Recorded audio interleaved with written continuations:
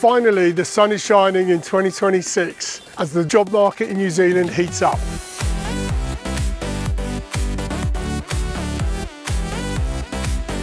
We've certainly seen an uplift in the desire to hire. However, people are still treading carefully. We've definitely seen an upturn in public sector, which has been really, really positive. They seem to be busy, they're hiring, and we're recruiting for them. So traditionally in recruitment in New Zealand, we tend to see a slowdown in December, January, as people head off on holidays. And it usually takes a little while to get back into the swing of things again, and usually that happens after Waitangi weekend. I guess this time round things have been a bit different. Activity was really at a high going into December and carried on right through until we actually broke for the holidays. And the other unusual thing that we noted this year in coming back, that momentum continued, and January 2026 started really strong.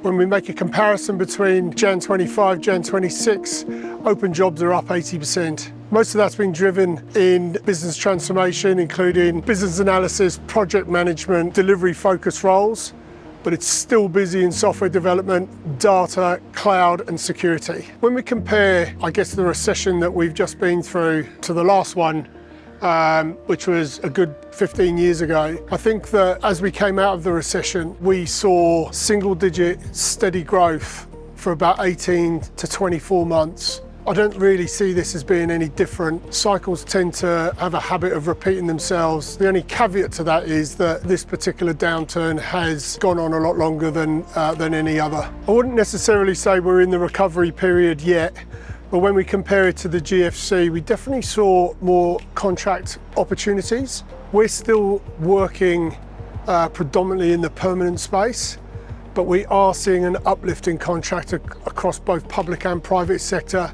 and that's at enterprise and SME level. I think we thought that given the redundancies that we've experienced in this cycle, that there would be more available talent. But we've also noted that we've seen a lot of people leave the country. I guess feedback I'm getting from the teams is that it's still difficult to find good people in certain sectors. I guess we've got a couple of things on the horizon that may dent this renewed optimism in the market. One of them obviously being the election later on this year. Traditionally, we see public sector certainly pull back towards their year end, June, July, as they run into the election cycle. I can't see this being any different. So what effect that has, we're just gonna have to wait and see.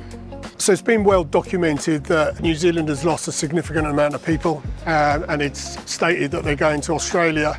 But if we look at the stats in Australia, the migration to Australia has certainly decreased over the last 12 months, as it has in the UK, as it has in the US.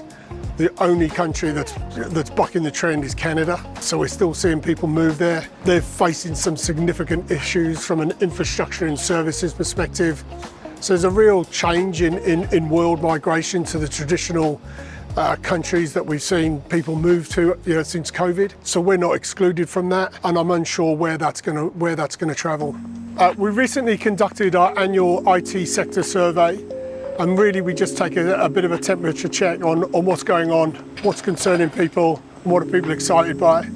So the stress hasn't disappeared. Last year, people were concerned about job security. This year, it seems to be certainly more affected by technology advancements and namely AI. We call this the AI paradox, that the initial fear towards AI was high and job security was at an all-time low. This has really taken over from workload stress from the previous year. Some of the stats from our survey suggest that the uptake and implementation of AI tools within the workplace has been quite high, and we think the companies that will win here that adopt and use this new technology to enable their teams to work in more value-add spaces.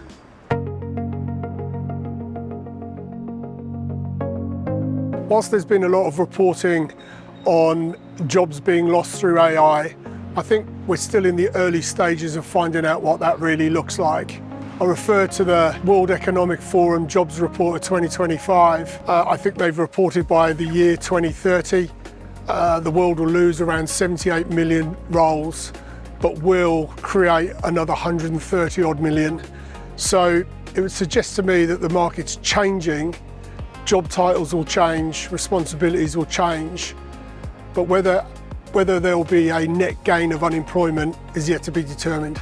My view is that AI is no different to any other major technology change. It's here, to help us, and I think that we should all embrace it. And if we can improve processes, just be clear on what the processes are, what you're trying to fix, what you're trying to improve. We've certainly used it, and we've seen the advantages in our office. Nobody's lost their jobs. They're just able to do the more value-add work. I always kind of feel that recruitment is at the pointy end of the economic barometer. Hiring intentions really give us a good indicator of where people are at or where organisations are at.